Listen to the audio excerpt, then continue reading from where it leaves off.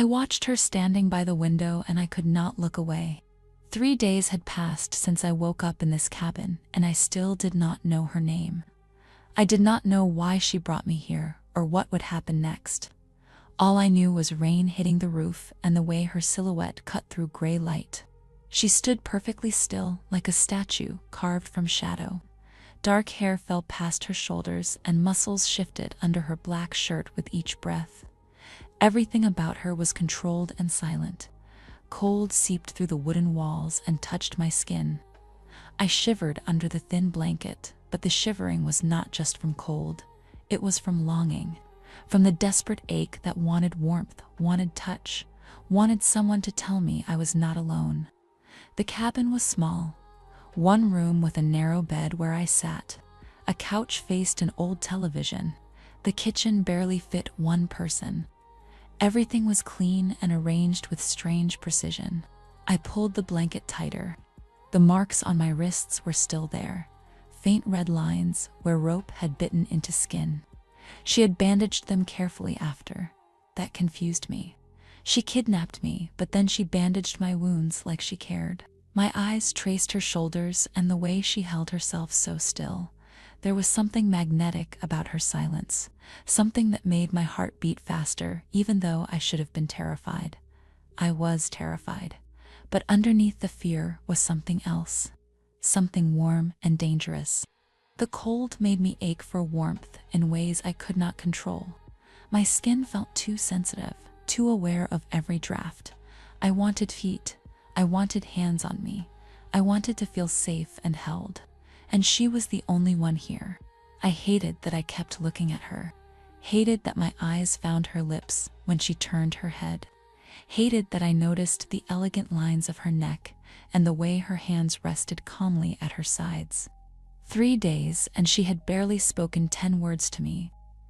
3 days and I could not stop thinking about her. But let me tell you how I got here. My life was gold and glass and empty noise. I lived in a penthouse apartment, 24 floors up, where rain hit floor-to-ceiling windows and turned city lights into blurred streaks of color. High enough that I felt separate from everything. It was late October when this started, and rain had been falling for weeks. Cold, persistent rain that made the whole city feel gray and heavy. I would stand at those windows with wine in my hand and watch streets glisten under streetlights and wonder why I felt so disconnected. Money was never a problem. My father made sure of that. I had designer clothes I wore once and forgot about, cars I barely drove, invitations to parties every night. People wanted to be near me because of my last name or my face, or because I spent money like it meant nothing. And I did spend it on everything. Bags and shoes and trips to places I did not remember a week later. But I was careful too. I knew when to stop. I knew when to walk away before things got too messy. That was important in my world. I was openly lesbian and I did not hide it. I liked women and I liked the attention that came with being confident about it. At parties, I would flirt and laugh and let girls lean close and whisper things that made me smile. But no one really knew me. They knew the version that showed up in expensive dresses with perfect makeup. The fear was always there. My father was a drug dealer, not the kind on street corners, the kind who wore expensive suits and had meetings in private rooms and controlled supply chains across countries. He built an empire out of powder and pills and violence, and I grew up inside it. I learned early how to smile through danger, how to read a room before anyone spoke, how to know which men were there for business and which ones were there to hurt us.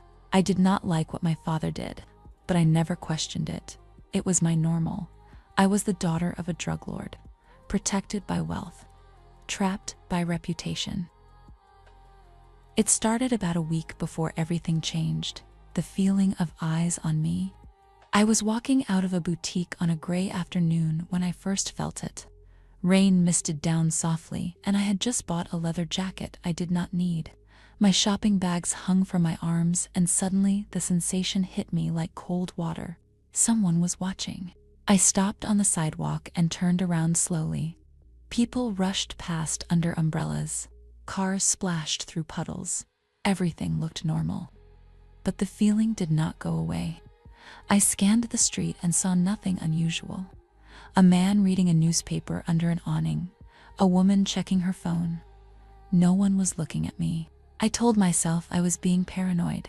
My father's world made me like that. Always looking over my shoulder. Always aware of danger, even when there was none. It was exhausting. The next day it happened again. I was at my favorite cafe with big windows that fogged up from steam. I sat at a corner table with a latte and watched rain slide down glass. The cafe was warm and smelled like coffee and cinnamon.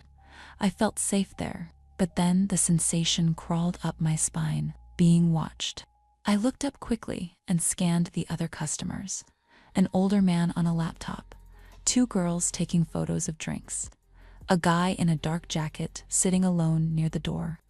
The guy in the dark jacket, he was not looking at me. He was staring down at his coffee, but something about him felt wrong.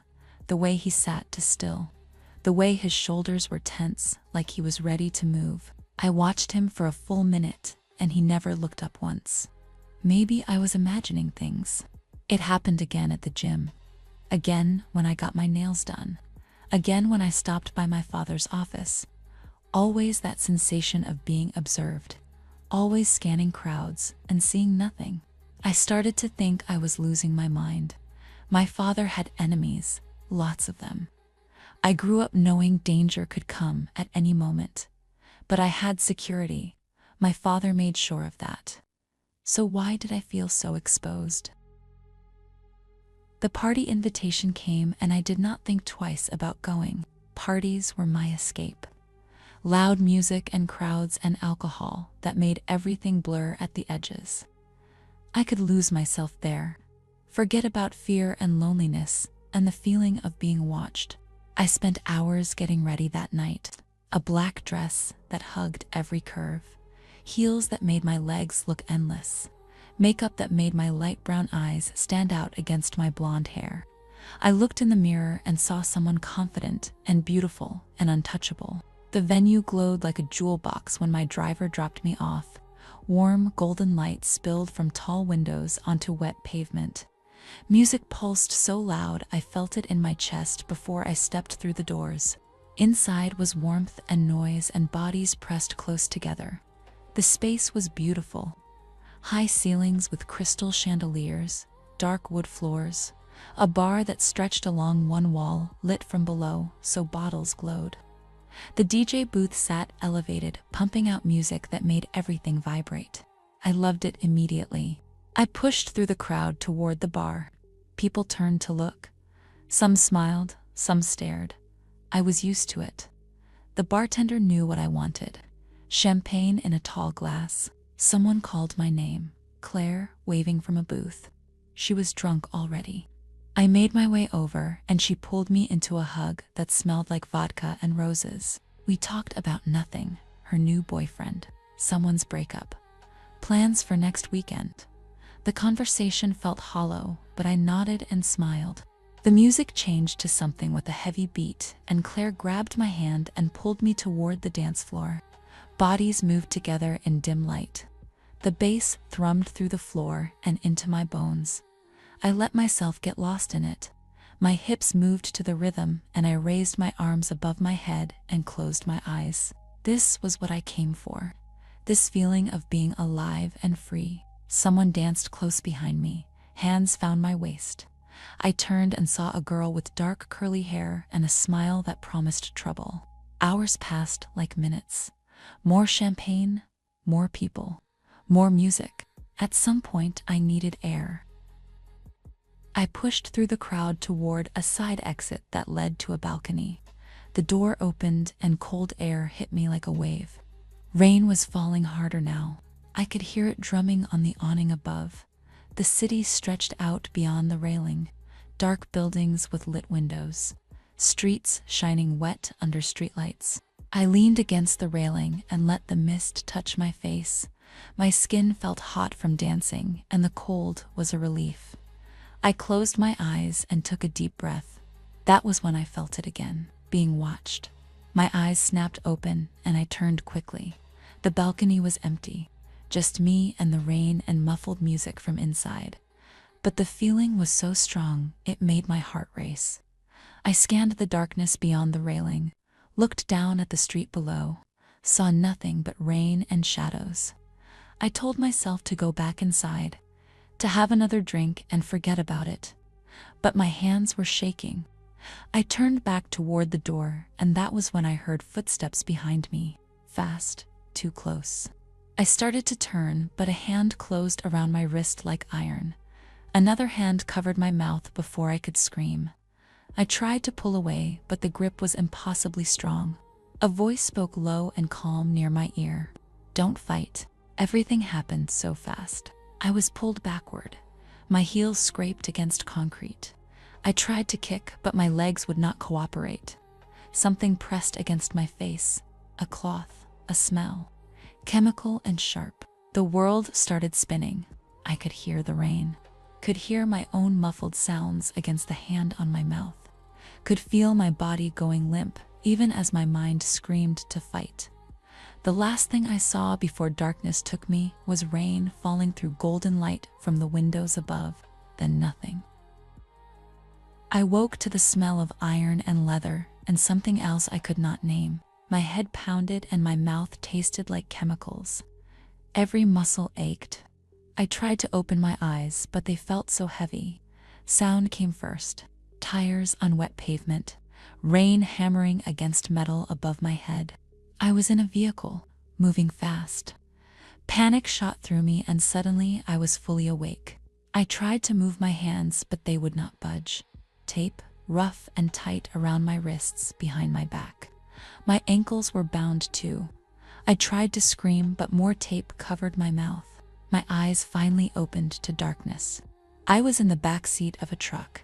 The windows were tinted so dark I could barely see out. Rain streaked across glass. Outside was nothing but darkness and occasional flash of passing headlights. Fear swallowed me whole. I thrashed against the tape and tried to make noise, tried to get someone's attention, but the truck kept moving and no one came. My dress was torn at the shoulder. One of my heels was missing. Cold air came from somewhere and made me shiver uncontrollably. Who took me? Where were they taking me? What were they going to do? I thought about my father, about the enemies he had. Someone had finally made a move. Someone had finally come for me. Tears burned hot down my cheeks. The truck turned sharply and I rolled against the door. Pain shot through my shoulder and I let out a muffled cry. Still no one came. Time became strange. I could not tell if we had been driving for minutes or hours. Everything outside stayed dark. No streetlights anymore, no buildings, just rain and endless black. We had left the city. My wrists burned where tape cut into skin. My jaw ached. My body felt like ice from cold seeping through my torn dress. Eventually, the road became rougher. Gravel crunched under tires. The truck slowed. My heart hammered so hard I thought it would break through my ribs. We stopped. The engine cut off, and suddenly there was just the sound of rain. Heavy and loud, like we were in the middle of nowhere. A door opened. Footsteps crunched on gravel. My door opened and cold rain hit my face.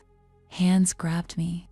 Strong hands that lifted me out of the truck like I weighed nothing. I tried to struggle, but my body would not cooperate. The tape around my ankles kept me from kicking. I got my first look at my surroundings slowly. Trees, nothing but trees in every direction. Dark trunks disappearing into gray mist. Rain falling so thick I could barely see 10 feet ahead. The ground was mud and dead leaves, and there in a small clearing was a cabin. Old wood, covered windows. Smoke coming from a chimney barely visible through rain. This was where I was going to die. The person carrying me moved quickly toward the cabin. I caught a glimpse of dark hair, broad shoulders, a black jacket soaked through with rain. The cabin door opened and warmth hit my face. A fire crackled somewhere inside. The smell of wood smoke and coffee. I was carried through a doorway and set down on something soft. A bed. Hands worked at the tape around my wrists, peeling it away carefully. It hurt, but I barely felt it through the fear. The tape around my ankles came off next. Then finally, the tape over my mouth. I gasped for air and immediately started to cry. Loud, ugly sobs that I could not control. A figure moved in front of me, knelt down to my level. Here, a bottle of water appeared. Hands twisted the cap.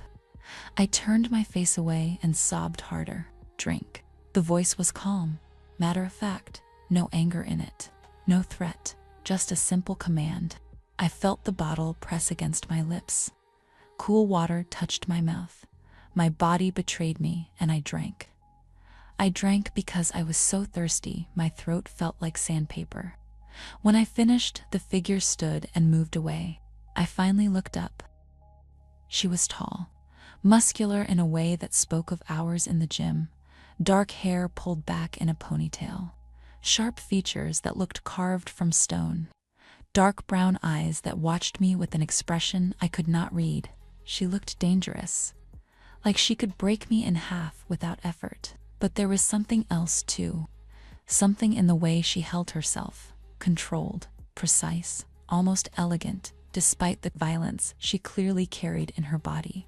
My heart was still racing, but now for a different reason.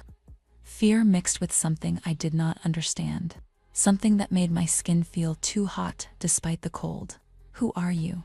My voice came out broken and raw. What do you want from me? Where am I? She just looked at me, said nothing.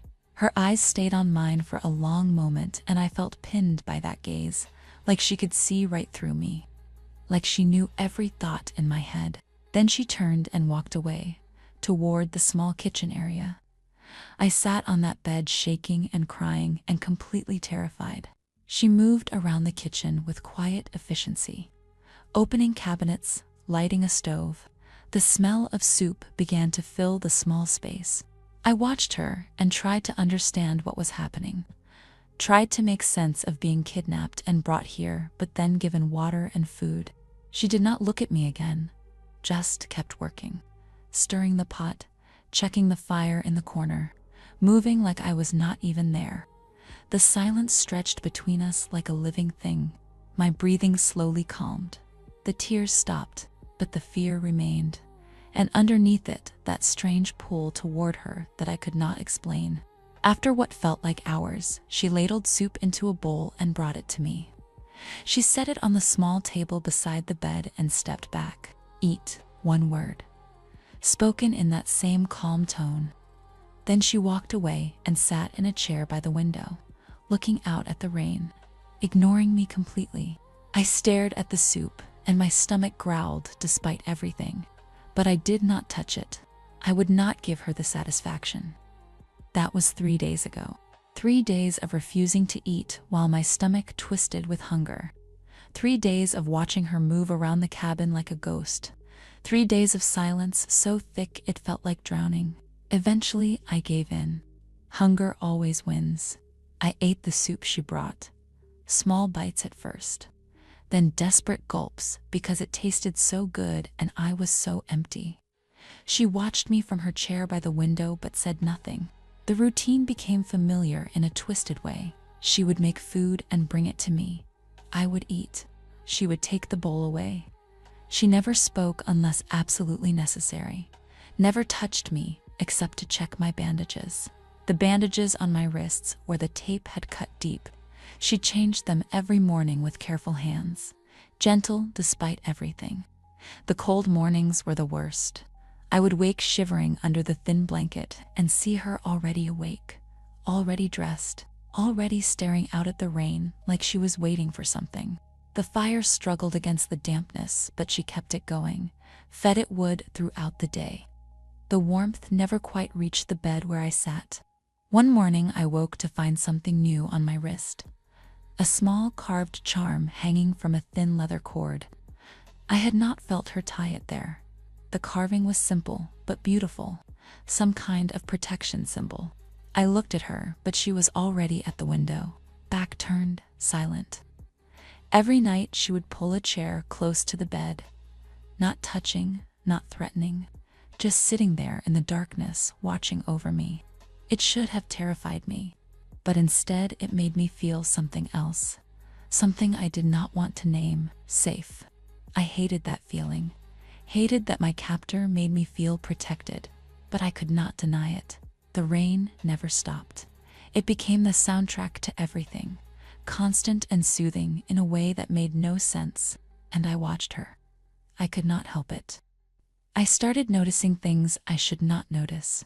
The way rain dampened her dark hair when she stepped outside to gather wood, how it curled slightly at the ends when wet, the way she would shake her head and droplets would fly and catch the firelight, her hands strong and scarred but somehow elegant, the way her fingers moved when she carved wood by the fire, the way she held a knife with confidence that spoke of years of practice, her breathing slow and controlled even when she was working, like she was always in complete command of her body. I found my eyes drawn to her lips, full and expressive even though she rarely spoke. I would watch them form around words when she did talk, watch them press together when she was thinking. The cold made everything worse. It made me too aware of my own body, too aware of how much I wanted warmth, how much I craved touch. My skin felt hypersensitive. Every draft made me shiver. Every time she walked past, I could feel the heat radiating from her body, and I wanted to lean into it. I hated myself for it.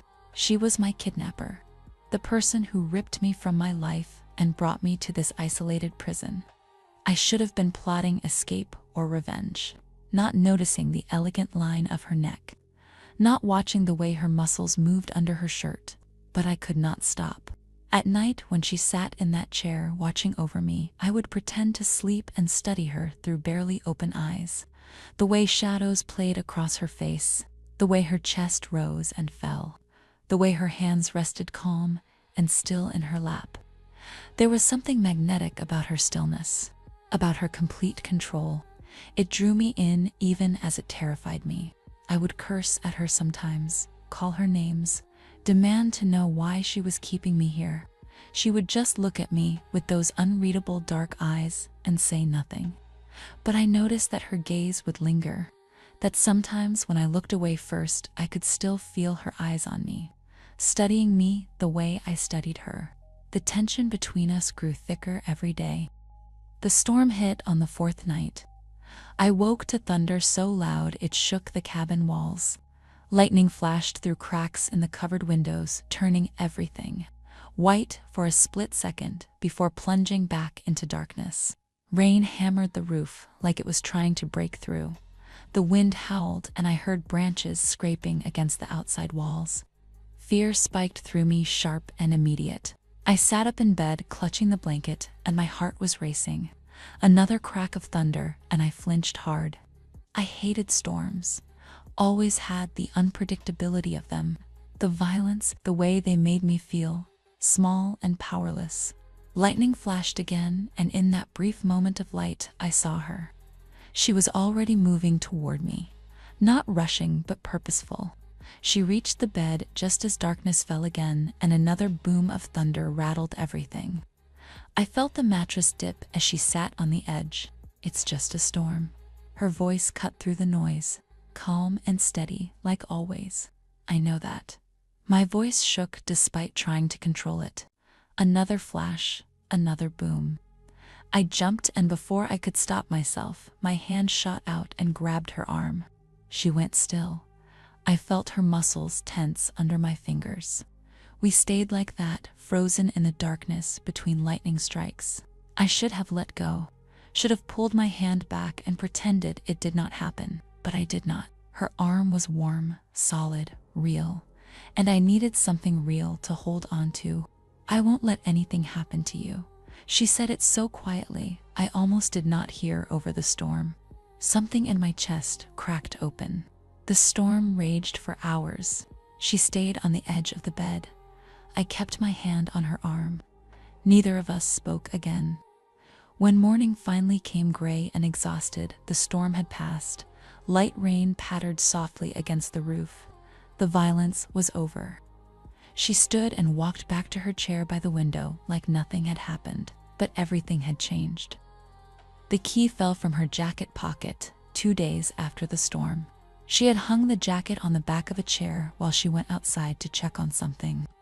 I watched from the bed as a small silver key slipped out and landed on the floor with a tiny metallic sound. My heart stopped. I looked at the door. She had just stepped outside. I could see her through the window checking the roof for damage. The key was right there, just a few feet away. My mind raced. This was my chance. Maybe my only chance. I moved slowly, quietly, sliding off the bed and onto the floor. My left hand was still bound with the restraint, but I could move enough to stretch my leg out. I extended my foot and tried to hook the key with my toes. It took 3 tries. My heart pounded so hard I thought she would hear it from outside. Finally, I got it, dragged it closer, picked it up with trembling fingers. The lock clicked open, and suddenly I was free. I looked out the window. She was still on the roof, focused on whatever she was doing up there. I did not think, I just moved. Out the door, into the cold gray afternoon. Rain misted down, light and soft. My bare feet hit mud and I ran, straight into the forest. Branches whipped at my face and arms. My dress caught on thorns. I did not care. I just ran. I had no idea where I was going. No plan, just away. Anywhere away from that cabin. The forest was dense and dark. Trees pressed close together. The ground was slick with mud and dead leaves. I slipped and caught myself and kept running. My lungs burned. My legs ached. But fear and adrenaline pushed me forward. I ran for what felt like hours. The forest all looked the same. No landmarks, no paths, just endless trees and gray mist. Then my foot caught on a root. I went down hard. Pain exploded in my ankle as it twisted wrong. I hit the ground and mud splashed up into my face. I tried to get up, but my ankle would not hold me. I crawled forward on hands and knees, tears streaming down my face, mixing with rain and mud. Then I heard it. Footsteps behind me, heavy and deliberate. Not hurrying, just steady and inevitable. I tried to crawl faster, but it was useless. The footsteps got closer, closer. Then she was there. She appeared through the mist like a ghost. Her face was calm, not angry, not upset, just that same unreadable expression she always wore. I tried to fight, tried to kick at her with my good leg, tried to claw at her when she knelt down beside me. She caught my wrists easily, held them in one hand while rain fell on both of us. Stop, one word. Quiet but firm. I did not stop. I thrashed and screamed and tried everything. She just waited. Let me exhaust myself. When I finally collapsed, sobbing into the mud, she let go of my wrists. Then she slipped one arm under my knees and the other behind my back and lifted me like I weighed nothing. I was too tired to fight anymore, too broken. I just cried against her shoulder as she carried me back through the forest. The walk back felt longer. She moved carefully, avoiding roots and branches, making sure not to jostle my injured ankle. Rain fell steadily now. We were both soaked through. Her shirt clung to her body, and I could feel the warmth of her skin through the wet fabric. Part of me wanted to hate her in that moment.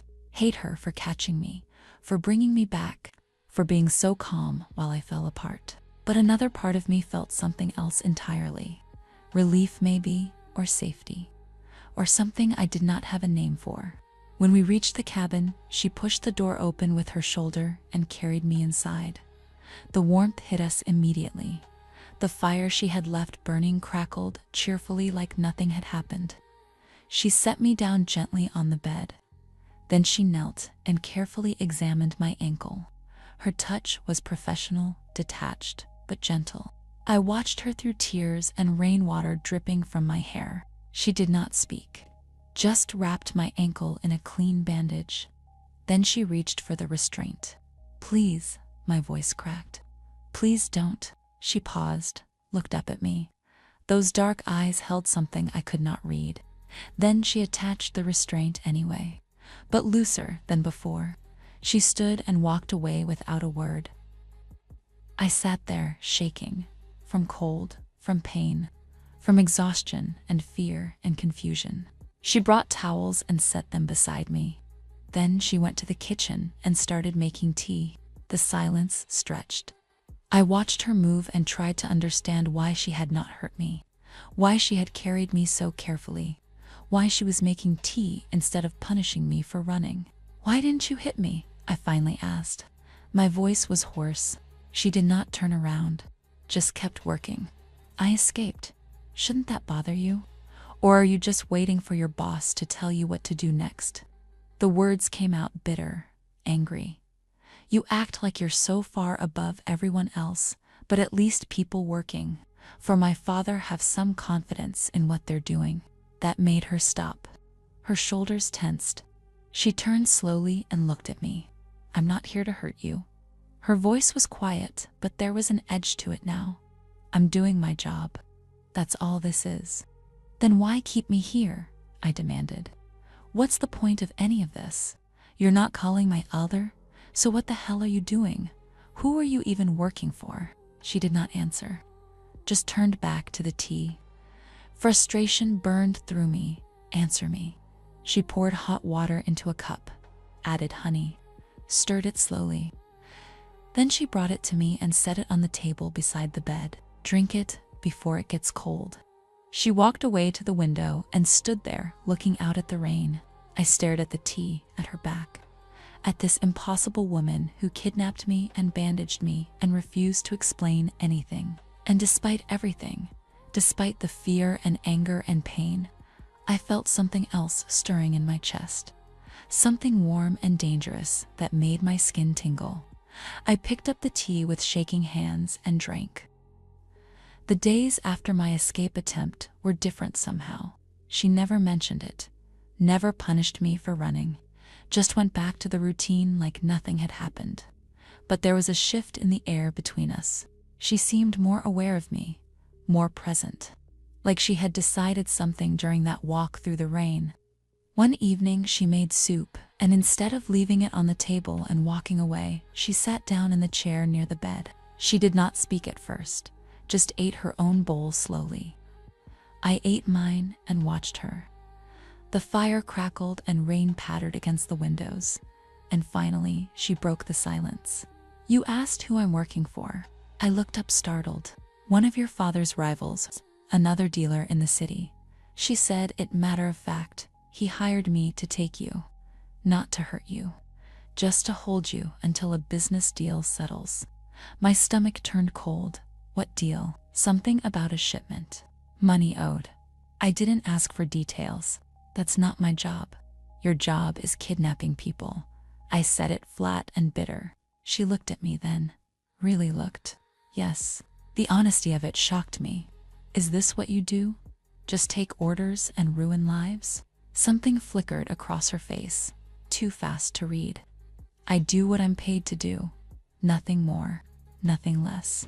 "Do you even care that I have a life? That people are probably looking for me? Your father's security is probably looking. But we're far enough out they won't find you." She paused. "And for what it's worth, I was told not to harm you. So you're safer here than you would be with anyone else he might have hired." I did not know what to say to that. She finished her soup and stood. But instead of leaving, she hesitated. "What's your name?" she asked quietly. "Kyla." It came out automatically. "Kyla Morel." "And you?" I asked softly. She seemed to consider whether to answer. Her jaw worked slightly. Then finally she spoke. "Riona." Her voice was quiet, almost vulnerable. "Riona Solon." I sat there, stunned. That was the longest conversation we had had, and somehow it changed everything. The next morning I woke to the smell of coffee. Rain fell softly against the roof. Gray dawn light filtered through the covered windows. The cabin was cold, but the fire was already going. She stood at the small stove making coffee like she did every morning. But this time, when she poured a cup, she brought it to me. Here, she held it out. I sat up slowly, took the cup. Our fingers brushed during the exchange, and I felt a jolt of warmth shoot up my arm. She pulled her hand back quickly, but not before I saw something flicker in her eyes. "Thank you," I said quietly. She nodded and turned away, but she did not go far, just sat in her usual chair by the window with her own cup. We drank coffee in silence and watched the rain together. It was such a simple thing, domestic almost, but it made my chest feel tight. The coffee was good, strong and hot, and exactly what I needed.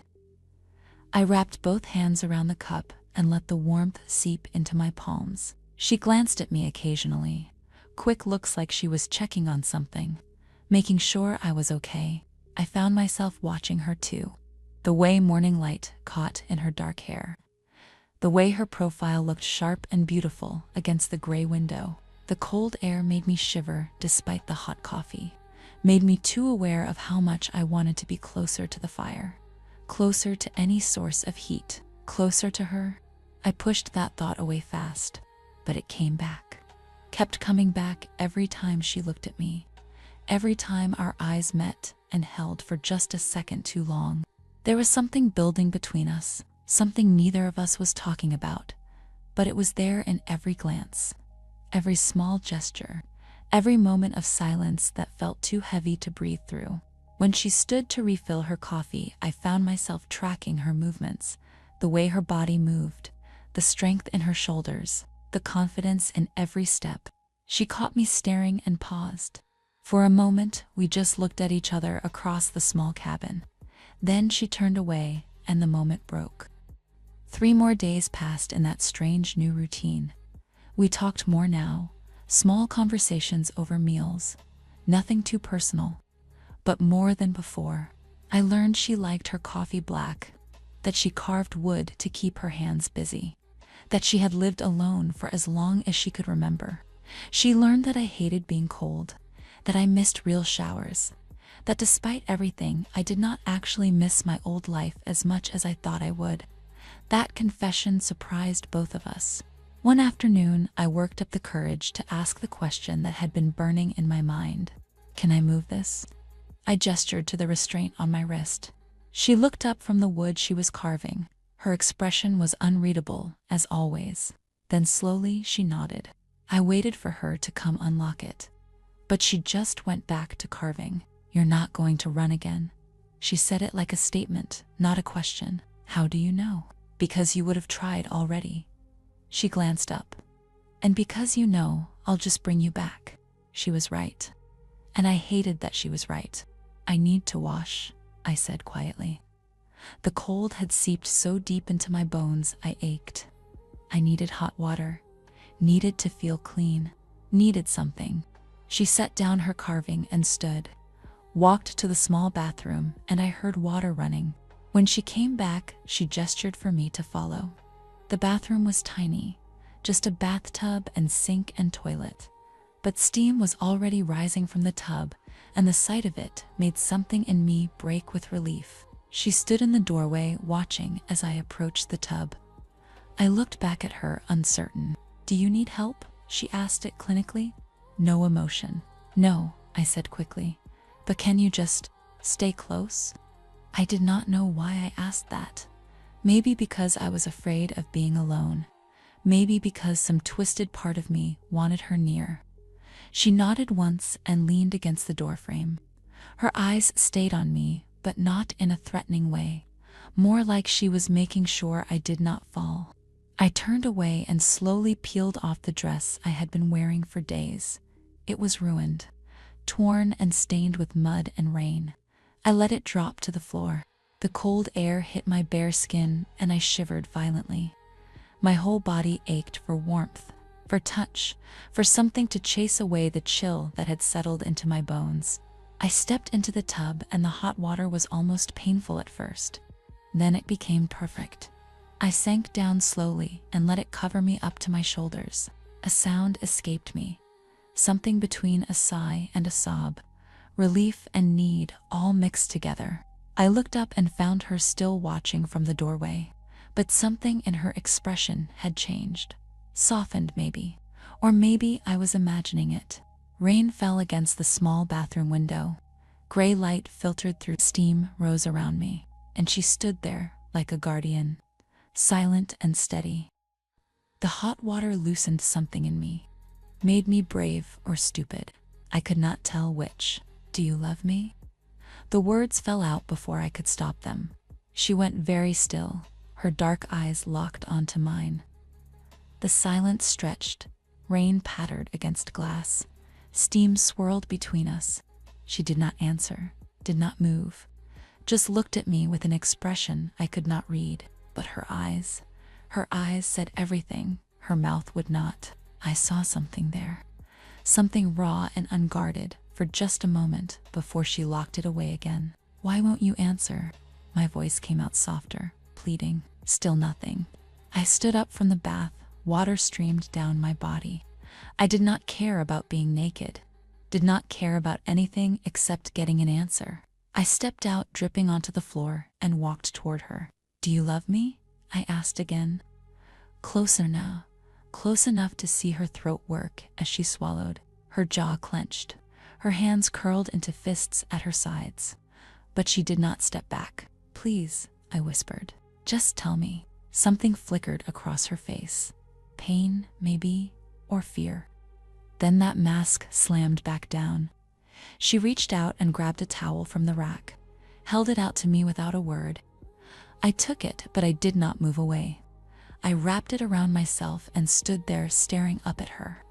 Then I did something crazy. I stepped forward and wrapped my arms around her. She froze. Every muscle in her body went rigid, but she did not push me away. I pressed my face against her shoulder and felt the warmth of her body through her shirt, felt her breathing change, felt her hands hover uncertain near my back. Then slowly, so slowly, her arms came up and wrapped around me. It lasted maybe 5 seconds. Then she gently pushed me back. "If you want to wash properly, you should hurry." Her voice was rough, strained. "I still have tasks to do." She turned and walked out of the bathroom. I stood there dripping and confused and more certain than ever. She felt something. Maybe she would not say it. Maybe she could not. But she felt it, and that changed everything. That night the temperature dropped. The fire struggled to keep the cabin warm. Cold seeped through every crack in the walls. I lay in bed under the thin blanket and shivered so hard my teeth chattered. She was in her usual chair by the window, but I could see her breath misting in the cold air. "You're freezing," she said it quietly. "I'm fine," I lied. She stood and walked to the bed, looked down at me with that unreadable expression. "Move over." My heart stopped. "What?" "You'll get sick if you stay this cold. Move over." I did, without thinking, without questioning. She lay down on top of the blanket beside me. The heat from her body was immediate and overwhelming. I turned toward her, instinctively seeking that warmth. Rain drummed on the roof, the fire crackled low, and we lay there in the darkness, not touching, but so close I could feel every breath she took. "Thank you," I whispered. She did not respond. Minutes passed, maybe hours. The cold gradually retreated, but something else took its place. Awareness of how close we were, of how badly I wanted to close that last bit of distance. I shifted slightly. My hand brushed against hers. She did not pull away. I turned my head and found her already looking at me. Even in the darkness, I could see her eyes, could see something burning there that matched what I felt. "Riona?" I did not know where the name came from. It just felt right.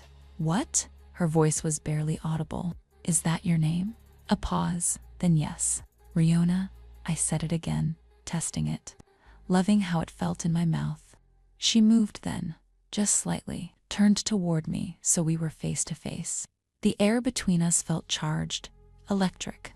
I did not think. I just moved forward and pressed my lips to hers. She froze for a heartbeat. Then she kissed me back. It was soft at first, tentative, like we were both afraid to break whatever this was. Then it deepened.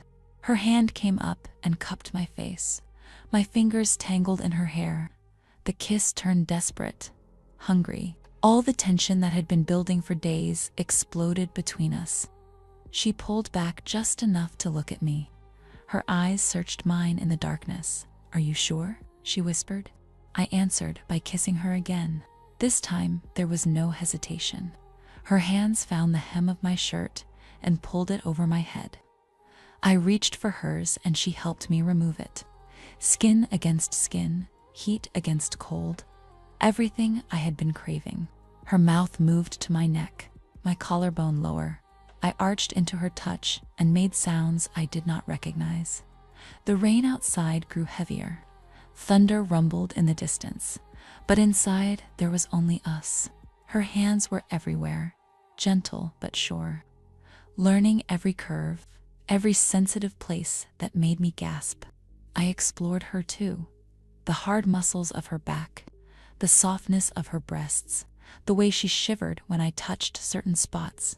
We moved together slowly at first, then with increasing urgency. The thin blanket fell away forgotten. Her thigh pressed between my legs and I rocked against her, seeking friction, seeking more, seeking everything. She kissed me deep and swallowed my moans. Her hand slid lower. Fingers found where I was wet and aching. I cried out when she touched me there. The sensation was overwhelming, perfect. She moved in slow circles, building, her mouth never leaving mine, breathing each other's air. My hands gripped her shoulders, her back, anywhere I could reach. I was climbing toward something huge and terrifying and beautiful. Riona. Her name broke from my lips like a prayer. "I have you," she whispered against my mouth. "Let go," and I did. The pleasure crashed over me in waves. My body arched, trembled, shattered into 1,000 pieces. She held me through it, kissed me softly, brought me back down. When I could breathe again, I reached for her, wanted to give her the same, but she caught my hand. "Not yet. This was for you." She pulled me close, wrapped the blanket around us both. I tucked my face into her neck and felt her heartbeat against mine. Rain fell, fire glowed, and I drifted into sleep feeling safer than I ever had in my life. "Drink this before it gets cold." My eyes flew open. Gray dawn light, cold cabin. Riona standing beside the bed holding a cup of tea. I sat up fast, looked around confused. I was fully clothed. The blanket was tucked around me. Everything was exactly as it had been. No. My hand trembled as I reached for the tea. My whole body felt like it was still humming with sensation, still feeling her hands, her mouth, the weight of her body. But it had not been real. "What's wrong?" Riona asked. Her expression was calm, unreadable as always. "Nothing." My voice cracked. "Just a dream, I guess." She studied me for a moment. Something flickered in her eyes, like she knew, like she could see exactly what I had been dreaming about. Then she turned away and walked to the window. I sat there shaking. The tea burned my hands, but I barely felt it. It had felt so real, too real. I could still taste her, still feel the ghost of her touch on my skin. I pressed my thighs together and felt the ache there, the need that the dream had created, but not satisfied. This was torture, beautiful, horrible torture. I looked at her standing by the window. Rain streaked the glass behind her. She looked untouchable, unreachable, but I knew what I wanted, what I needed, and knowing made everything so much worse. The days after that dream were agony. I could not look at her without remembering, could not hear her voice without my skin flushing hot, could not watch her hands without imagining them on me. But life in the cabin continued. We cooked together now, simple meals over the small stove. She would chop vegetables and I would stir the pot. Our hands would brush occasionally and electricity would shoot through me. She taught me to carve wood, showed me how to hold the knife, how to work with the grain. Her hands would cover mine to guide the blade and I would stop breathing. We walked in the light rain sometimes, staying close to the cabin. The cold air was sharp and clean. She stayed near like she was afraid I might run again, but I would not run, not anymore, because despite everything, despite the fear and confusion and impossible situation, I was falling for her. Maybe I had already fallen. She was careful with me, never crossed lines, never touched me more than necessary. But I saw the way she looked at me when she thought I was not watching, saw the hunger there, the struggle. She wanted me to, I was sure of it, but she would not act on it, would not let herself. Some nights I would wake and find her in that chair watching over me, like always. And I would wonder what she was thinking, what she was feeling. The rain continued, day after day of gray skies and steady precipitation. The world outside felt distant, unreal. This cabin, this woman, this growing thing between us, that was the only reality that mattered. But I knew it could not last forever. Something would have to change. The phone rang on a gray afternoon while I was helping her prepare dinner. She froze, looked at the phone on the counter like it was a weapon. Then she picked it up and walked to the far corner of the cabin. Yes, her voice was cold, professional, nothing like the softer tone she used with me now. I pretended to focus on chopping vegetables, but I strained to hear. Tomorrow at 2, a pause. Understood. My blood turned to ice. The balance will transfer after delivery. Another pause. No complications. She hung up and stood there for a long moment, her back to me, her shoulders tense. I set down the knife with shaking hands. What was that? My voice came out small. She did not turn around. Riona, I said her name, and she flinched. What's happening tomorrow at 2? Finally she turned. Her face was a mask, but I could see the storm behind her eyes. They're sending someone to pick you up. The words hit me like a physical blow. What? I whispered. Tomorrow at 2, another person will come. I'm supposed to hand you over. Then the deal is done. No. The word ripped out of me. No, please. Please don't give me to them. I moved toward her without thinking, grabbed her arms. Please, Riona, I'll die. Or worse. You know what they'll do. Please don't let them take me. Her jaw clenched, her hands curled into fists. I could see her struggling, fighting against something. Please, I begged, tears streaming down my face now. I'm begging you. Outside, the rain grew heavier, darker, like the sky was matching the moment. She looked at me, and I saw her mask crack, saw the person underneath, the one who carved me protection charms, who held me during storms, who looked at me like I mattered. I won't, she said it, so quietly I almost missed it. What? I won't hand you over. Her voice grew stronger. I can't.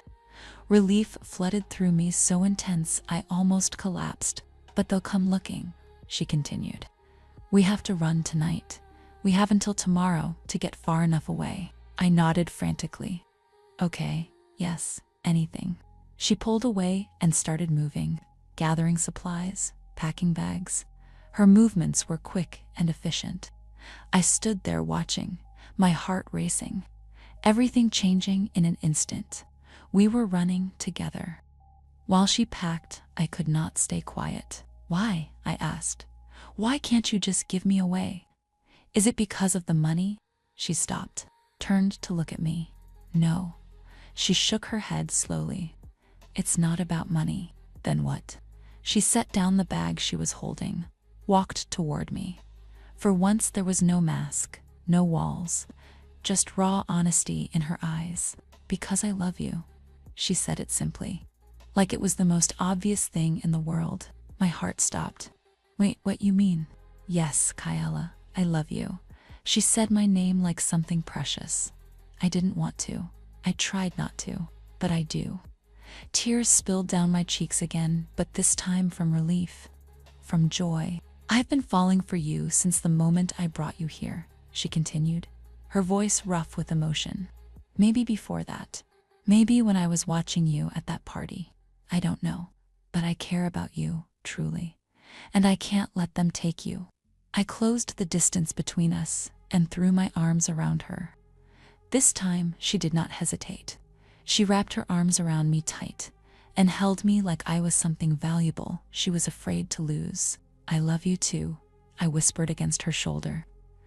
I thought I was going crazy, falling for my kidnapper. But I do. I love you. She pulled back just enough to look at me. Then she did something I had only dreamed about. She kissed me. It was different from the dream, somehow more real, more desperate, more perfect. When we broke apart, we were both breathless. "We need to go," she said. "Now before anyone comes early." I nodded. "Where?" "I have another place, deeper in the forest, more hidden. We'll go there first, then we figure out the next step." "Together," I said firmly. "Together," she agreed. We finished packing in minutes, loaded everything into her truck. Rain poured down as we ran back and forth. When everything was ready, she took one last look at the cabin. "This place kept you safe," I said quietly. "No," she looked at me. "You made me want to keep you safe. That's different."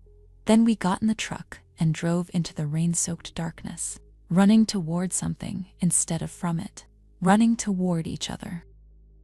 We drove for over an hour in tense silence before I finally asked the questions that had been burning in my mind. "Tell me everything. Who hired you? Why me? What was the real reason?" She kept her eyes on the dark road ahead. Rain hammered the windshield. Her knuckles were white on the steering wheel. "Your father's rival, a man named Marcus Vane. He operates on the east side of the city." The name sent chills through me. I had heard my father mention him, always with anger, always with threats. "He wanted leverage," she continued. "Your father took a shipment that belonged to Vane, cost him millions. Vane wanted insurance while they negotiated terms, so I was just a bargaining chip." "Yes," she said it honestly.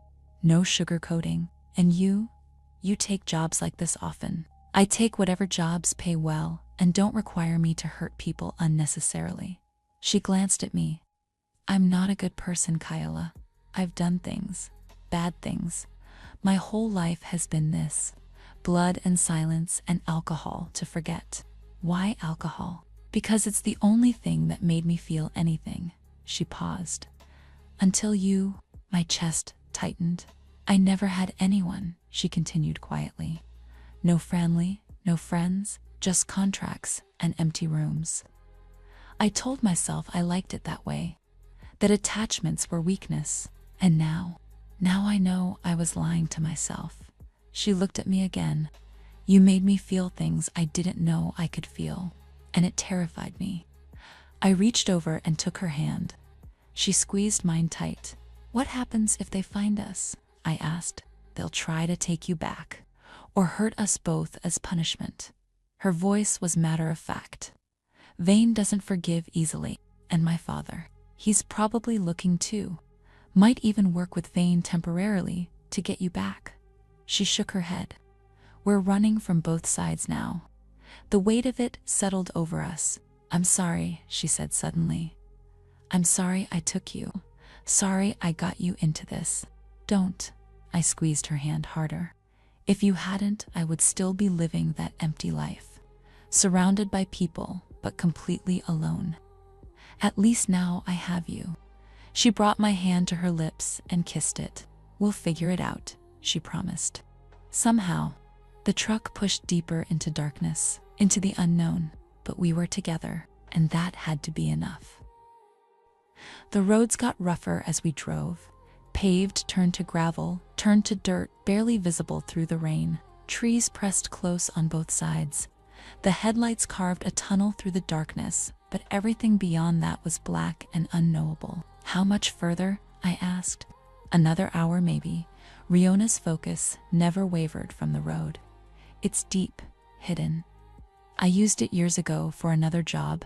Will they find it? Eventually, but it'll buy us time. Time for what I did not ask." I was not sure I wanted to know.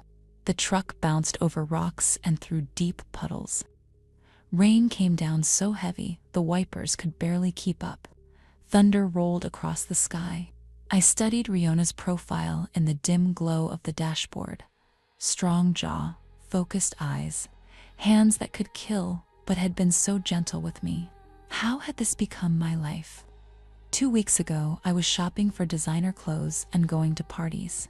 Now I was running through a storm with a woman who had kidnapped me, a woman I had fallen desperately in love with. It made no sense, but nothing about this made sense. "Tell me about your life before," I said, needing to hear her voice, needing to know more. "There's not much to tell. Try." She was quiet for a long moment. Then she started talking. "I grew up in foster care, moved around a lot, never stayed anywhere long enough to make connections." Her voice was flat, emotionless. "When I aged out, I had nothing. No skills, no education, no one." "How did you end up doing this?" "Survival. I took whatever work I could find. Security, bodyguard jobs. Eventually someone noticed I was good at being invisible, good at getting things done quietly." She paused. "The money was better than anything else, and I didn't have to pretend to be normal." "Were you always alone?" "Always," she said it simply. "I tried dating a few times, but I couldn't let anyone close. Couldn't risk them seeing who I really was. And now I've let you see everything." She glanced at me. "And somehow you're still here." "I'm not going anywhere," she smiled, small and sad, but real. The road ahead curved sharply, and she slowed the truck. Through the rain, I could barely make out a structure ahead. Another cabin, smaller than the first, more run down, almost swallowed by the forest. "We're here," she said. Inside the cabin was cold and damp. Riona got a fire going while I looked around. It was rougher than the other place. One room, a bed in the corner, a table and 2 chairs. No kitchen, just a hot plate and some shelves. But it was shelter, and we were together. Once the fire was burning, she pulled out a bottle from her bag. Whiskey. She poured herself a generous amount and drank it in one swallow. "Want some?" she offered. I shook my head. She poured another and this time sipped it slowly, staring into the flames. "What we're doing," she said finally, "this love between us, it's wrong." My chest tightened. "Don't say that." "It is." She looked at me. "I kidnapped you, Kyla, held you prisoner, and now you think you love me. That's not healthy. That's not real. Don't tell me what I feel." Anger rose in me. "I know what's real." "Do you?" she challenged. "Or is this just survival instinct? Stockholm syndrome? You're confused and scared, and I'm the only person here, so your brain is trying to make sense of it by creating feelings that aren't real." I stood and walked to her, got right in her face. "You don't get to decide what's real for me. Yes, you took me. Yes, this situation is insane, but what I feel is mine, and it's real." She looked away. "I've lived in darkness my whole life. Everything I touch dies or breaks.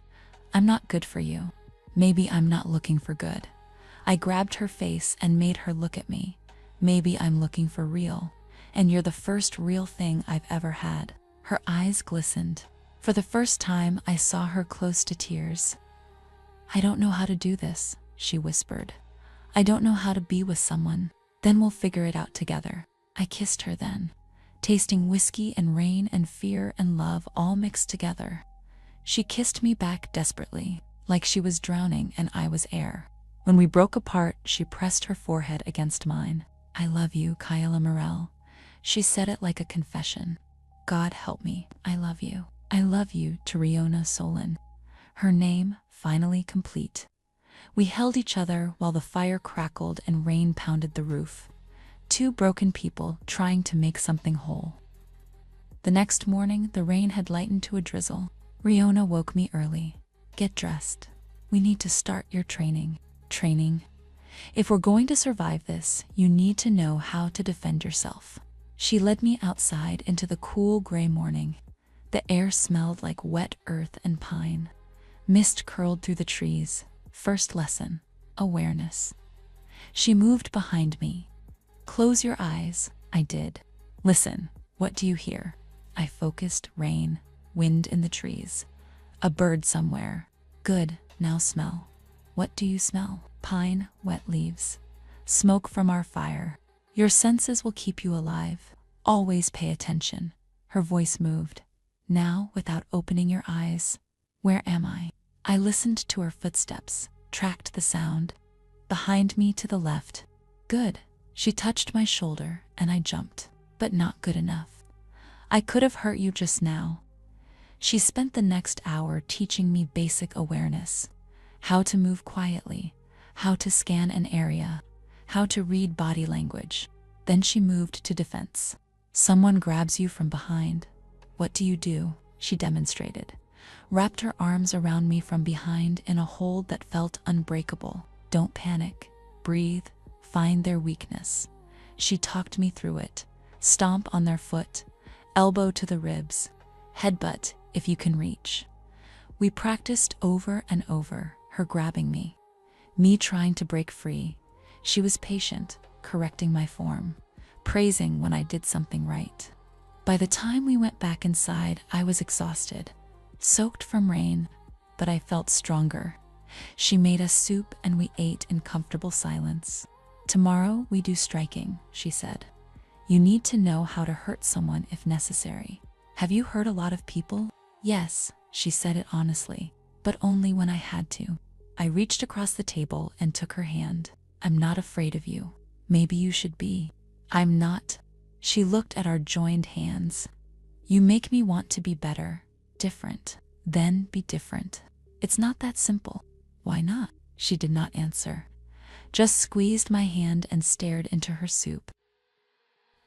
The days fell into a pattern. Morning training, afternoon rest, evening conversations by the fire. Riona taught me everything she knew. How to identify edible plants, how to build a fire in wet conditions, how to navigate by stars when you could see them. She taught me to move silently through the forest, to step carefully, to avoid breaking branches. Predators are always listening, she said, and we're prey now. I learned to defend myself better. Basic strikes, how to use someone's momentum against them, where to hit to disable fast. She was a patient teacher, never frustrated when I messed up, always encouraging when I succeeded. But I was learning something else too. I was learning her. The way she rubbed her temple when she was stressed, the way her accent slipped slightly when she was tired, the way she checked her gun every night before bed like a ritual, the way she looked at me when she thought I was not watching, like I was something precious and terrifying. One afternoon while practicing strikes, I managed to actually land a hit on her. Not hard, just a tap to her ribs that she had not blocked in time. She looked shocked, then proud. Good, she smiled. You're getting better, I grinned. Then I did something impulsive. I kissed her. She froze for just a moment. Then she kissed me back, deep and hungry and full of everything we had been holding back. When we broke apart, we were both breathing hard. We should keep training, she said, but she did not move. Or, I pressed closer. We could take a break. Her eyes darkened. Riona, I whispered, I need you. She looked at me for a long moment. Then she picked me up and carried me inside. The next phase of training was harder. You need to know how to use these. Riona laid out several weapons on the table. A knife, a gun, a baton.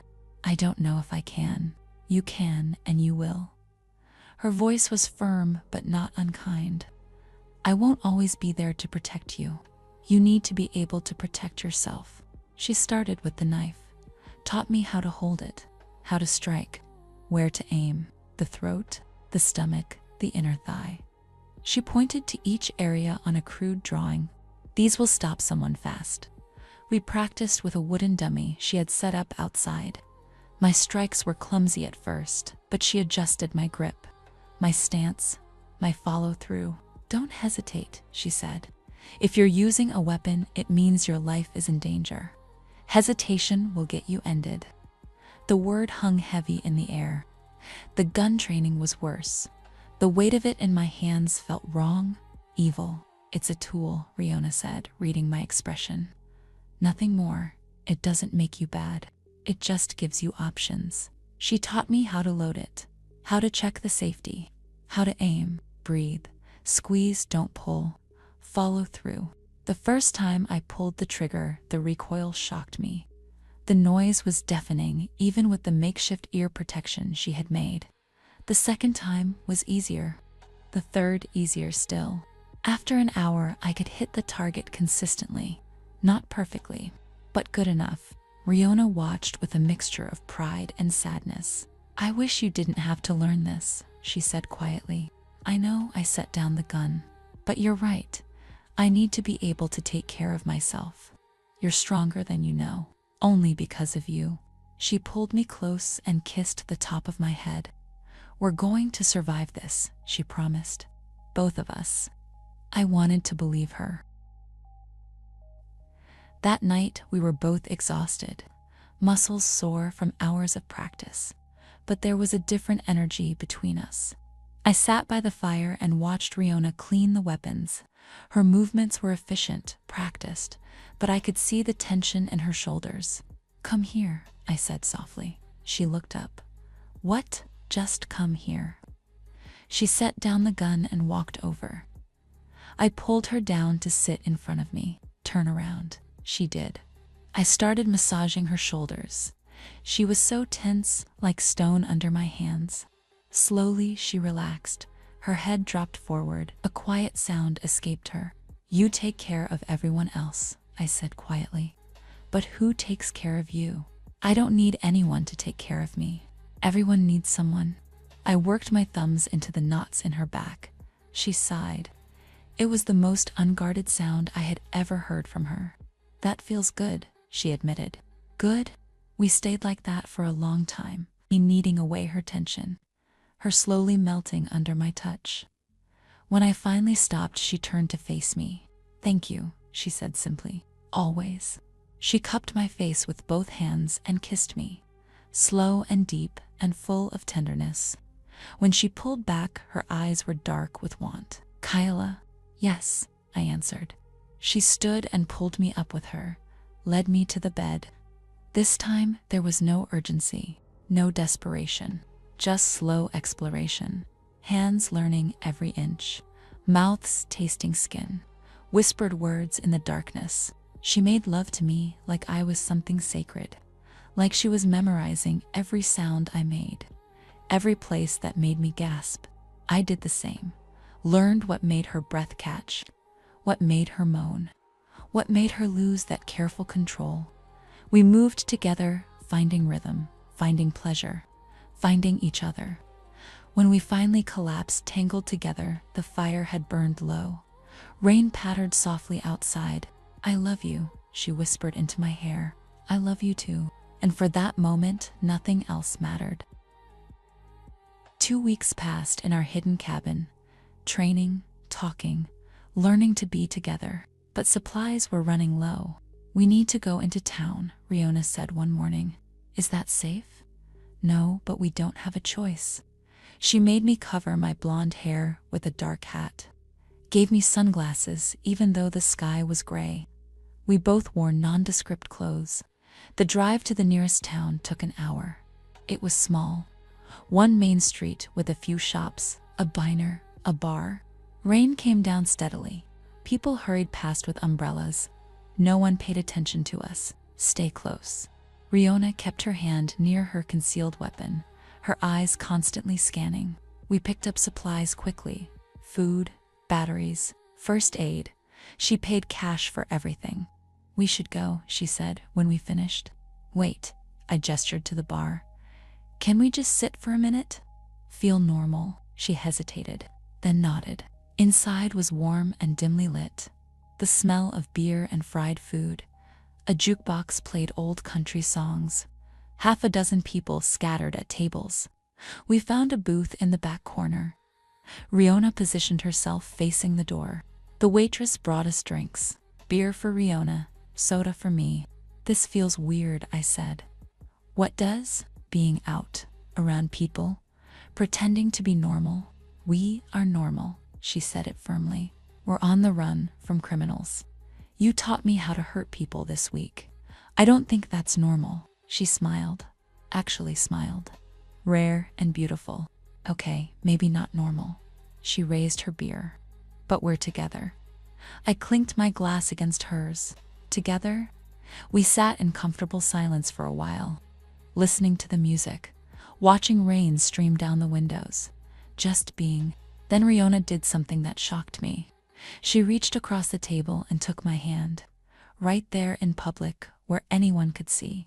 I looked at our joined hands, then at her face. She was smiling, not big, just a small curve of her lips. But it was meant for me. Only for me. My God, I breathed. I didn't think you could smile like that. Like what? Like you're happy. Like this moment matters. I squeezed her hand, and you can actually smile at me like this. Her eyes held mine, warm, unguarded. You make me want to smile. My chest felt too full, too tight. For just this moment, we were not running, not hiding, not afraid. We were just two people in love, sitting in a bar on a rainy afternoon. I wanted to live in this moment forever. We stayed longer than we should have. The bar filled up as evening approached. More people coming in from the rain, loud conversations, laughter, the smell of food being cooked. I was telling Riona a story about something stupid I did at a party years ago. She was actually laughing. The sound was rare and beautiful. Then she went still, her eyes fixed on something behind me. Her hand moved under the table. I knew she was reaching for her weapon. Don't turn around. Her voice was low, calm. 3 men just walked in. They're looking for someone. My blood turned cold. Us, maybe, stay low. Don't make eye contact. I hunched down in the booth, my heart hammering. I heard footsteps, heavy boots on wooden floors. Coming closer, Riona's eyes tracked them. Her body coiled like a spring, ready to release. The footsteps stopped at our table. Excuse me, a man's voice, rough and unfriendly. We're looking for someone. Young woman, blonde. Seen anyone like that? No. Riona's voice was flat, bored. Just me and my girlfriend having a drink. Mind if I see your face, sweetheart? He was talking to me now. She minded having some privacy, Riona said. We're trying to have a nice evening. I wasn't asking you. The tension was thick enough to cut. I felt Riona shift. Preparing. Last chance, the man said. Show your face, or I make you show it. That was when Riona moved. She was out of the booth so fast I barely saw it. One hand grabbed the man's wrist and twisted. The other struck his throat. He went down gagging. The other 2 men rushed forward. Riona was faster. She swept the first one's legs and he crashed into a table. Glasses shattered. People screamed. The second man pulled a weapon. Riona was on him before he could aim, disarmed him with 2 precise strikes, then put him down with a blow to the temple. The whole thing took maybe 10 seconds. Run! Riona grabbed my hand and pulled me toward the back exit. We burst out into the rain, sprinted toward her truck parked in the alley. Behind us, I heard shouts. More footsteps.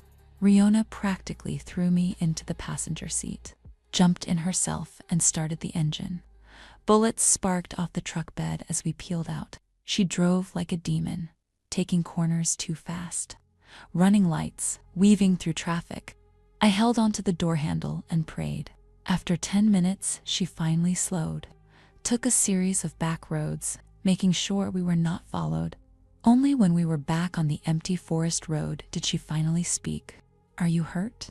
No, my voice shook. I'm okay. Her hands were white-knuckled on the wheel. I'm sorry. I should have been more careful. You saved us. I almost got us caught.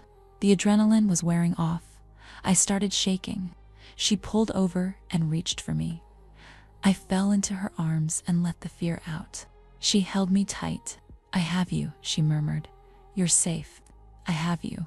We sat in the truck while rain hammered around us until I could breathe again. By the time we got back to the cabin, it was full dark.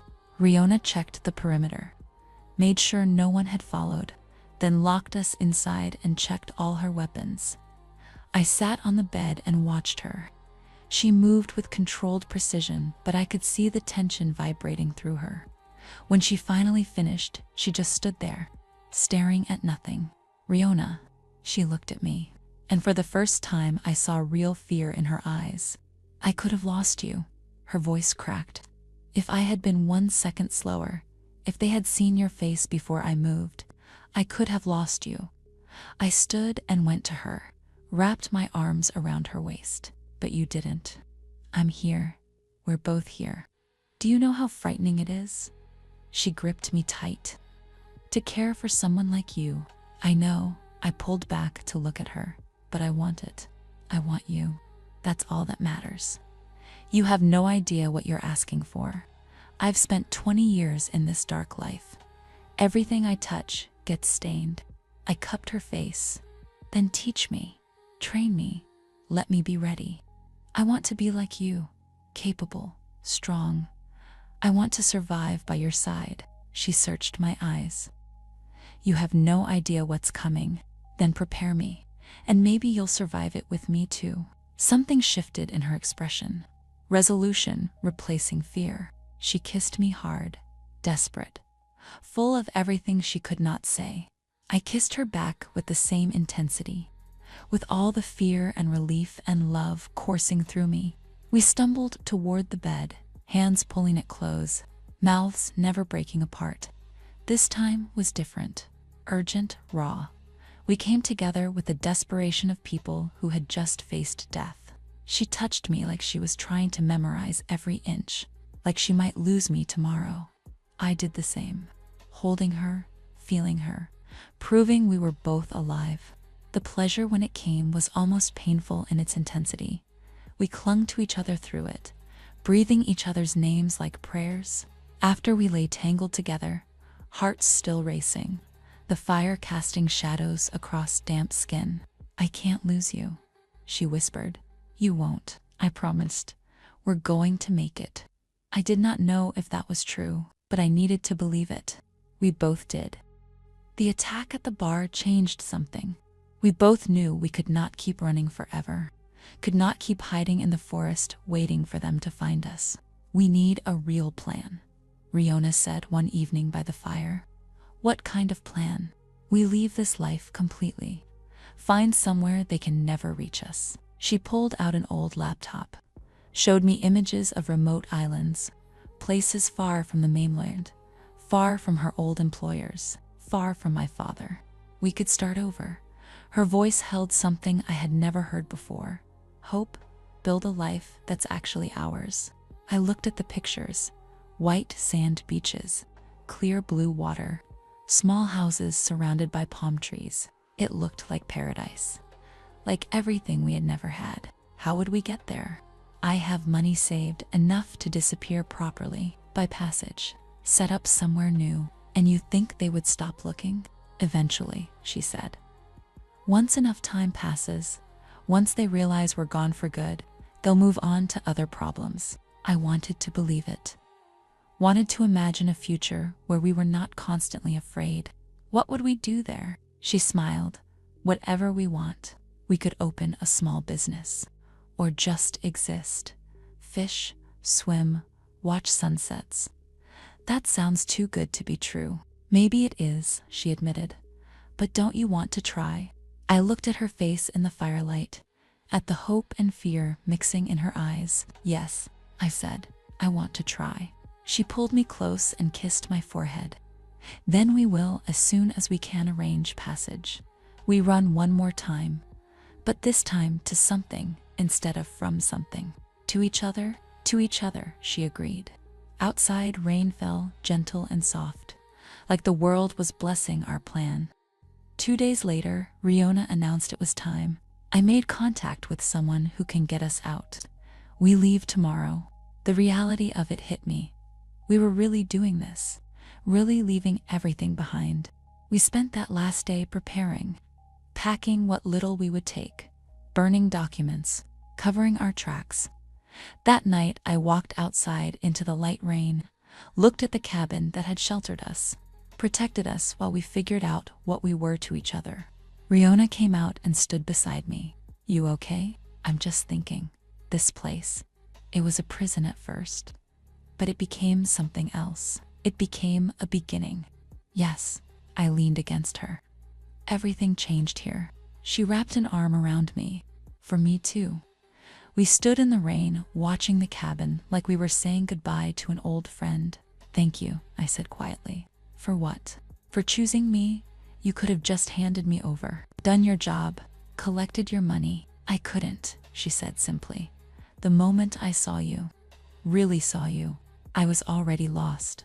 I turned and kissed her in the rain, slow and sweet. When we went back inside, we made love one last time in that cabin, on that bed where so much had changed between us. In the morning, we loaded the truck. Riona took one last look around. Then she started a controlled fire that would erase any evidence we had been there.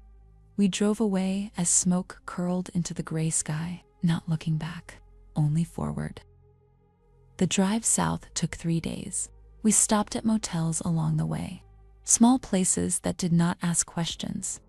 Paid cash, used fake names. Each night, we would collapse into whatever bed was available, too tired to do anything but hold each other. But each mile we drove, the tension slowly eased. The rain lessened as we went south. Gray skies gave way to lighter clouds, then patches of blue. I forgot the sun existed, I said when I saw it for the first time in weeks. Riona smiled. Me too. We stopped at roadside diners, held hands openly across tables. No one knew us. No one cared. For the first time, we felt like a real couple. Not criminals on the run. Just two people in love, taking a road trip. One night we splurged on a nicer hotel. One with a real bed and clean sheets and a bathroom that had actual water pressure. I stood in the shower for 30 minutes, just feeling hot water on my skin, washing away weeks of fear and cold. When I came out, Riona was lying on the bed. Then she took her turn in the shower and returned. Her dark hair was wet and loose around her shoulders. She was wearing just a tank top and shorts. She looked relaxed, happy even. I crawled onto the bed and into her arms. This is nice, I said. What is nice? Feeling normal, being warm, having you. She kissed the top of my head. We're going to have this every day soon. Real beds, real showers, safety. I can't wait. That night, we made love slowly, taking our time. No urgency, no fear, just pleasure and connection and love. After I lay with my head on her chest, listening to her heartbeat, I never thought I could have this, she said quietly. What? Someone to love. Someone who loves me back. A future that's not just violence and emptiness. I propped myself up to look at her. You have it now. You have me. I know, she touched my face. That's what scares me most. Having something to lose. Then we don't lose it. We fight for it. Always. Always. She pulled me down and kissed me like a promise. We reached the coastal city on the evening of the 3rd day. The air smelled different here. Salty, fresh. The rain had stopped completely, and the sky was a pale blue, fading to orange as the sun set. We're here, Riona said. The city was beautiful. Old buildings with colorful facades, streets lined with cafes and shops, music drifting from open doorways. We found a small hotel near the water. This time Riona paid for a week. We were staying long enough to arrange passage. That night we explored the city, walking hand in hand through narrow streets. Light rain started to fall, but it was warm, pleasant. We found an outdoor cafe under a wide awning, sat and ordered wine and food that tasted like heaven after days of diner meals. Riona kept smiling, real smiles, not forced, just genuine happiness. What? I asked. I'm just happy. I don't think I've ever been happy before. Not like this. I reached across the table and took her hand. Get used to it.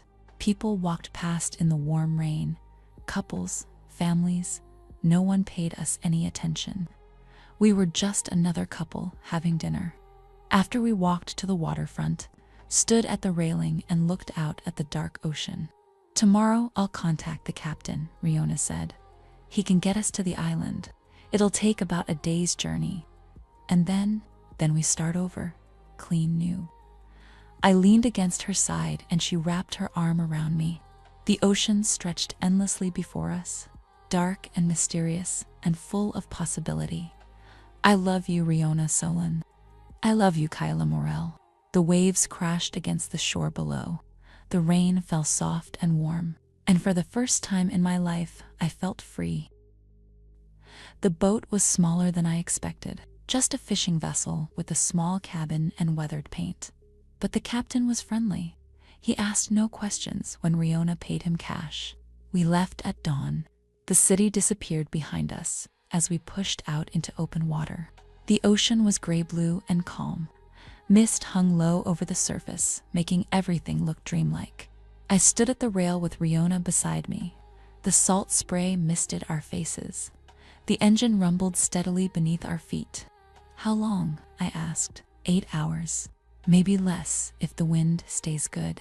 8 hours between our old life and our new one. I watched the horizon and tried to imagine what was waiting for us. The pictures Riona had shown me looked like paradise. But would reality match? Are you scared? Riona asked. A little, I admitted. What if we get there and it's not what we hoped? Then we make it what we hoped. She squeezed my hand. Together. As morning turned to afternoon, the mist cleared. The sun broke through clouds and suddenly the water was sparkling. Brilliant blue and green and full of light. Look, Riona pointed ahead. Through the shimmer of heat and light, I saw it. A dark smudge on the horizon growing larger as we approached the island. My heart started racing. We stood together, watching it take shape. Green hills, white beaches, palm trees swaying in the breeze. It looked exactly like the pictures, maybe better. It's beautiful, I breathed. It's ours, Riona said. The captain guided us to a small dock on the north side. A handful of other boats bobbed in the water. A few people worked on the beach. When we stepped onto the dock, I felt solid ground for the first time in hours. My legs wobbled. Riona caught me, steadied me, smiled. Welcome home, she said. The house was small but perfect. White walls, blue shutters. A porch that looked out over the ocean. Inside was simple. 1 bedroom, a kitchen, a bathroom with actual plumbing. It was more than we needed. More than I had hoped for. How did you find this? I asked. I contacted someone I knew years ago. Someone who owed me a favor. Riona set down our bags. The rent is paid for 6 months. After that, we can decide if we want to stay. I walked through the rooms, opened windows to let the ocean breeze in. The air was warm and clean and smelled like salt and flowers. From the bedroom window, I could see the beach. White sand, clear water. A few local children playing in the surf. Riona. She came and stood beside me. We made it, I said. We actually made it. She wrapped her arms around me from behind, rested her chin on my shoulder. We did. I turned in her arms and kissed her, long and deep and full of relief and joy and love. When we broke apart, we were both smiling. Let's go to the beach, I said. We spent the rest of the afternoon walking in the sand, letting waves wash over our feet, feeling sun on our skin. No one bothered us. The few locals we passed nodded hello and moved on. We were just another couple who had come to the island for peace. As the sun set, we sat on the porch and watched the sky turn orange and pink and purple. I never want to leave, I said. Then we won't. Riona pulled me close. This is home now. That night, we fell asleep in a real bed, in a real house, safe and free and together, and I slept better than I ever had in my life. The days fell into a beautiful rhythm. We woke with the sun, made coffee on the small stove, drank it on the porch while watching the ocean wake up. Mornings, we would walk the beach, sometimes swim. The water was warm and clear, so different from the cold rain we had left behind. Afternoons, we explored the island, found a small market where locals sold fresh fish and fruit, met a few neighbors who welcomed us warmly. Evenings, we cooked together, simple meals with fresh ingredients, ate on the porch watching sunsets that took my breath away every time. Nights, we made love slowly, learning each other without fear or urgency. Just pleasure and connection and love. Riona changed in ways I had not expected.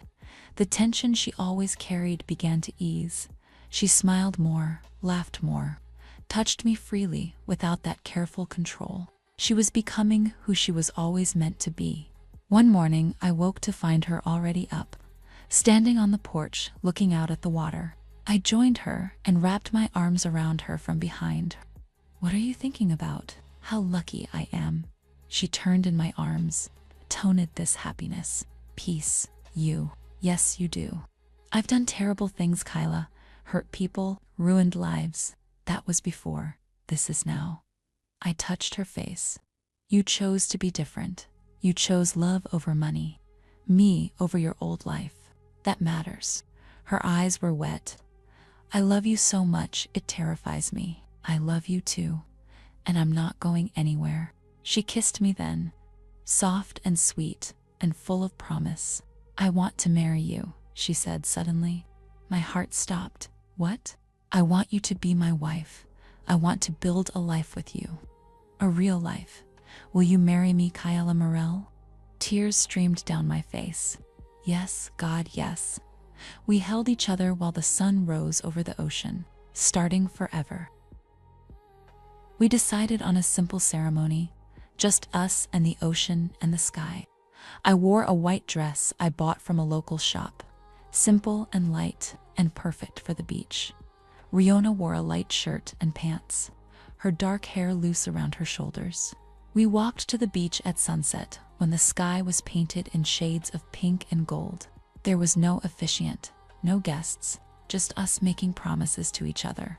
"I promise to love you every day," Riona said, her voice steady but her eyes wet. "To protect you, to choose you always." "I promise to love you without fear," I said. "To build this life with you, to be your home always." We exchanged simple rings we had bought in the market, silver bands that caught the fading light. Then we kissed as the sun touched the horizon, sealing our promises. Rain started to fall, light and warm, blessing us. We laughed and ran back to the house hand in hand, soaking wet and deliriously happy.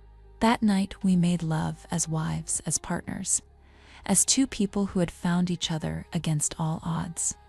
Time passed in that beautiful way it does when you're happy. Days blurred into weeks, weeks into months. We built routines, found favorite spots, made friends with locals, learned the island's rhythms. Riona taught me to fish. I taught her to cook the local dishes. We grew a small garden, planted flowers. She stopped drinking, said she did not need it anymore, had something better to numb the pain, had joy instead. I watched her transform from the silent, dangerous woman who had taken me into someone soft and open and free. She still had strength, still had that core of steel, but it was wrapped in warmth now, and I changed too. I was no longer the empty girl spending money to fill the void. I was capable, strong, happy. We were exactly who we were meant to be. Rainy days were still our favorite. We would sit on the porch and watch storms roll in over the ocean. The rain would fall warm and clean, and we would hold each other. "Remember the cabin?" I would ask. "Every day," she would answer. "That's where I found you. Really found you. That's where we found each other." On those rainy afternoons, we would make love slowly, with the sound of rain on the roof and the smell of ocean in the air, reconnecting, remembering, celebrating everything we had survived to get here. Years passed, we grew roots, built a real life, had everything we never knew we needed. And every day I woke up grateful. Grateful for the party where she found me. Grateful for the cabin where we fell in love. Grateful for the courage to run. Grateful for this island, this life, this woman. Grateful that the girl living in gold and glass had been brave enough to fall in love with her captor, because that captor had set her free in ways she never imagined possible. We were home, we were safe, we were loved, and that was everything.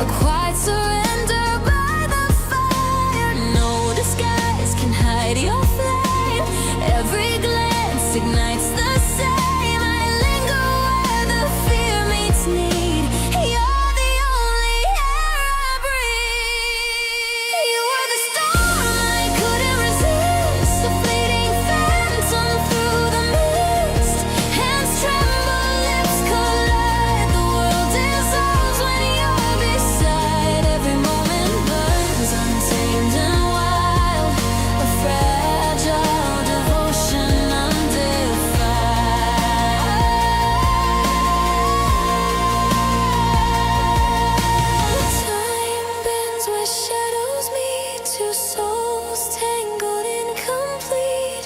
Rain on windows, thunder cries, yet with you I'm not afraid to fly.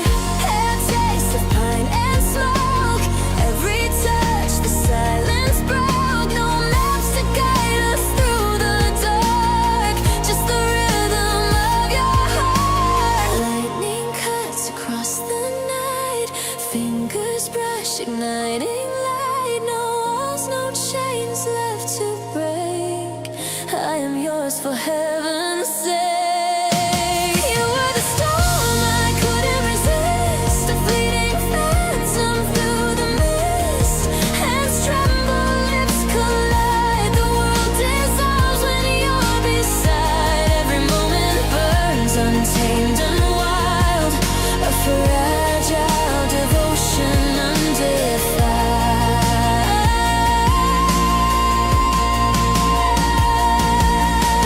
Rain drifts across the trees, in your arms I'm finally free. A refuge found in flame and fear, an impossible love, but you're here.